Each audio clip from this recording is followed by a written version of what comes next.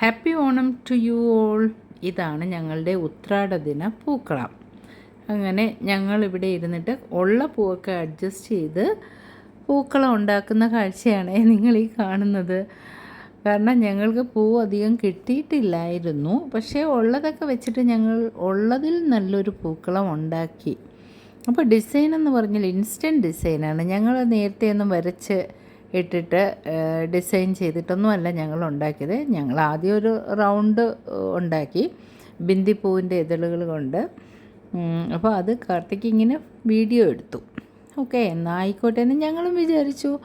എന്നിട്ട് ഞങ്ങൾക്ക് മനസ്സിൽ അന്നേരം തോന്നിയ ഡിസൈൻസ് അതിനകത്ത് ഇംപ്ലിമെൻറ്റ് ചെയ്യുന്ന കാഴ്ചയാണ് കാണുന്നത്. കാരണം ഈ ബിന്ദിപ്പൂ ഒഴിച്ച് ബാക്കി എല്ലാ പൂക്കളും വളരെ കുറവായിരുന്നു. അപ്പോൾ അത് വെച്ച് സാമാന്യ ഭംഗിയുള്ള ഒരു പൂക്കളം ഞങ്ങൾ ഉണ്ടാക്കി. ഇത് ഉത്രാട ദിനത്തിലാണ്. ഇനി നാളെ തിരുവോണ ദിനത്തിലും ഞങ്ങളൊരു പൂക്കളം ഉണ്ടാക്കും. പൂവിനൊക്കെ ഭയങ്കര വിലയാണ്. അതെല്ലാ പ്രാവശ്യത്തെയും പോലെ ഇപ്രാവശ്യവും പൂക്കളം ഉണ്ടാക്കുന്ന സമയത്ത് അല്ലെങ്കിൽ തിരുവോണ സമയത്ത് പൂവിന് അസാമാന്യ വിലയാണ്. അങ്ങനെ കുറച്ച് പൂക്കൾ വെച്ചിട്ടുണ്ട് നാളത്തേക്ക്. അത് വെച്ച് ചെറിയ പൂക്കളം ഞങ്ങൾ ഉണ്ടാക്കും. എന്തായാലും പൂക്കളം ഇടുക എന്നുള്ളത് നമ്മുടെ ഒരു നൊസ്റ്റാൾജിയാണല്ലോ. അല്ലെങ്കിൽ ഓണത്തിന് പൂക്കളം ഇല്ലാതെ ഒരു ഓണത്തിനെ പറ്റി സങ്കല്പിക്കാനേ നമുക്ക് കഴിയില്ല.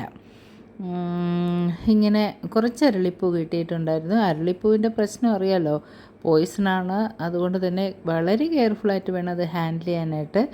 അപ്പോൾ ഇങ്ങനെയുണ്ട് ഞങ്ങളുടെ ഈ പൂക്കളം. നിങ്ങൾ അഭിപ്രായം പറയണേ. അപ്പോൾ ഇതാണ് ഞങ്ങളുടെ പൂക്കളം. ഇതാണ് ഫൈനൽ വ്യൂ. കൊള്ളാം അല്ലേ? തെറ്റില്ലാത്ത രീതിയിൽ ഞങ്ങൾ ചെയ്തിട്ടുണ്ട്. ഞങ്ങൾ തന്നെ പ്രൗഡ് ഓഫ് അവർ സെൽവ്സ്.